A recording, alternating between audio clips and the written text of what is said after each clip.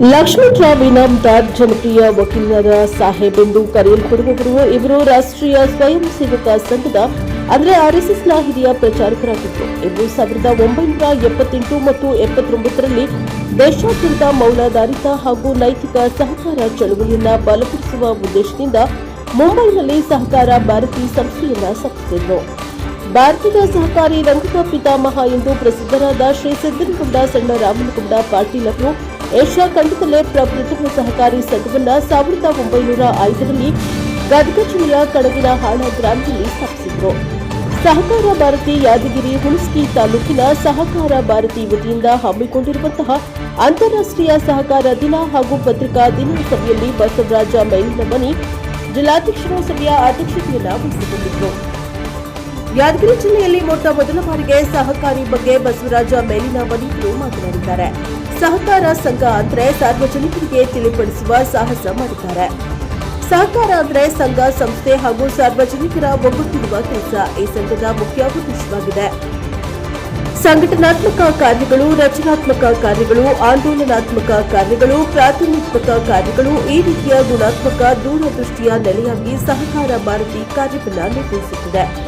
ಈ ಸಭೆಯಲ್ಲಿ ಸನ್ಮಾನಿತರಾಗಿ ವೆಂಕಟಗಿರಿ ದೇಶಪಾಂಡೆ, ಬಾಲಪ್ಪ ಕುಪ್ಪಿ, ಗವಿಸಿದ್ದಪ್ಪ ಹೂಗಾರ್, ಶಾಂತಿನಾಥ್ ವಡಕುದ್ರಿ, ಶ್ರೀಮತಿ ರೇಣುಕಾ ಫೌಜದಾರ್, ಶ್ರೀಮತಿ ಶ್ರೀದೇವಿ ಮೆಟ್ಟಿ, ಸಹಕಾರ ಭಾರತಿ ಯಾದಗಿರಿ ಹುಣಸಗಿ ತಾಲೂಕಿನ ಸಹಕಾರಿ ಭಾರತಿ ವತಿಯಿಂದ ಹಮ್ಮಿಕೊಂಡಿರುವಂತಹ ಅಂತಾರಾಷ್ಟ್ರೀಯ ಸಹಕಾರ ದಿನ ಹಾಗೂ ಪತ್ರಿಕಾ ದಿನ ಸಭೆಯಲ್ಲಿ ಬಸವರಾಜ ಮೇಲಿನಮನಿ ಜಿಲ್ಲಾಧ್ಯಕ್ಷರು ಅಧ್ಯಕ್ಷತೆಯನ್ನು ವಹಿಸಿಕೊಂಡರು. ಅತಿಥಿಯಾಗಿ ಹುಣಸಗಿ ತಾಲೂಕು ಅಧ್ಯಕ್ಷರು ಶ್ರೀಮತಿ ಲಲಿತಾ ಎನ್ ಬೈಲಿ, ಶ್ರೀಮತಿ ವಿಜಯಲಕ್ಷ್ಮಿ ದೇಸಾಯಿ, ಜಿಲ್ಲಾ ಮಹಿಳಾ ಪ್ರಮುಖರು ದೇವೇಂದ್ರಪ್ಪ ಬಡಿಗೇರ್ ಶಹಾಪುರ, ತಾಲೂಕಿನ ಅಧ್ಯಕ್ಷರು ಅಮರೇಶ್ ಬೈಲಿ, ಜಿಲ್ಲಾ ಪ್ರಧಾನ ಕಾರ್ಯದರ್ಶಿ ಪ್ರಾರ್ಥನಾ ಗೀತೆಯನ್ನ ಹಾಡಿದವರು ಧನುಶ್ರೀ ಮುರುಳ ಸ್ವಾಗತ ಕೋರಿದವರು. ಅರ್ಪಿತಾ ಬೈಲಿ ನಿರೂಪಕರಾಗಿ ಮಹತೇಶ ಮುರುಳ, ವಂದನಾರ್ಪಣೆಯನ್ನ ಪ್ರಭು ನೂಲಿಂದ ಹರೀಶ್ ಬೀರಾದಾರ್ ಉಪಸ್ಥಿತರಿದ್ದರು. Bureau report cameraman Lal Singh Rathod ಜೊತೆ ಶಿವು ರಾಥೋಡ್, ಪ್ರಶಾಪ ಟಿವಿ ಹುಣಸಗಿ.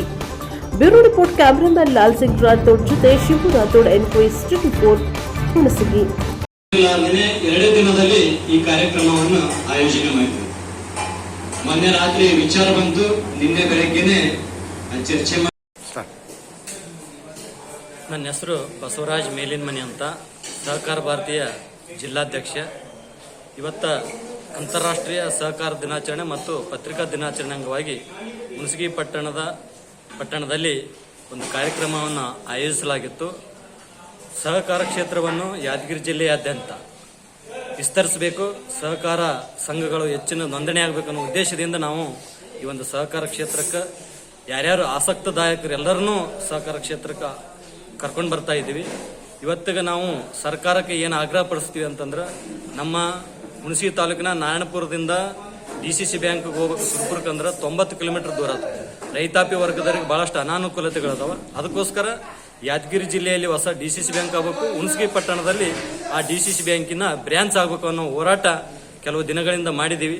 DCC ಬ್ಯಾಂಕಿನ ಅಧ್ಯಕ್ಷರಿಗೂ ಮನವಿ ಕೊಟ್ಟಿದ್ವಿ, ಶಾಸಕರಿಗೂ ಮನವಿ ಕೊಟ್ಟಿದ್ವಿ. ಮುಂದಿನ ದಿನಮಾನಗಳಲ್ಲಿ ಸ್ಥಳೀಯ ಸಹಕಾರ ಸಂಘಗಳ ಒಗ್ಗೂಡಿಕೆಯಿಂದ ಎಲ್ಲರ ವಿಶ್ವಾಸಕ್ಕೆ ತಗೊಂಡು ಮುಂದಿನ ದಿನಮಾನಗಳ ಹೋರಾಟದ ಮೂಲಕ ಆ ಒಂದು ಸಹಕಾರ ಕ್ಷೇತ್ರ ಬೆಳವಣಿಗೆ ಕಾರಣೀಭೂತರಾಗಬೇಕಂತ ನಾವೆಲ್ಲ ತೀರ್ಮಾನ ಮಾಡಿದ್ದೀವಿ. ಅದಕ್ಕೋಸ್ಕರ ಎಲ್ಲ ಪತ್ರಕರ್ತರು ಮತ್ತು ಸಹಕಾರ ಸಂಘಗಳ ಬೆಂಬಲ ಇವತ್ತು ನಾನು ಕೋರ್ತಾ ಇದ್ದೀನಿ. ಆ ಕಾರ್ಯಕ್ರಮವನ್ನು ಆಯೋಜನೆ ಮಾಡಿದ್ವಿ.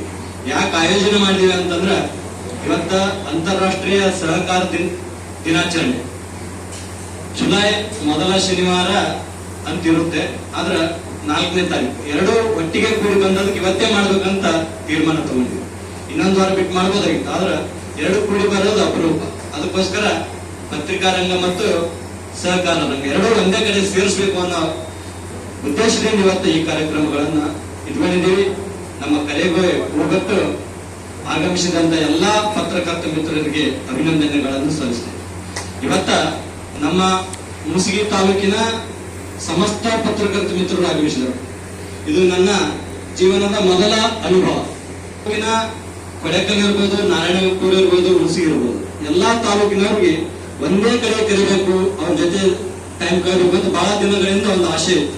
ಆ ಆಶೆ ಇವತ್ತ ಸಹಕಾರ ದಿನ ಮತ್ತು ಪತ್ರಿಕಾ ದಿನ ಎರಡೂ ಕೂಡಿ ಆ ಒಂದು ಸಮಯವನ್ನ ಉಳಿಸಿಕೊಟ್ಟವ ಅಂತ ಅನಿಸ್ತದೆ.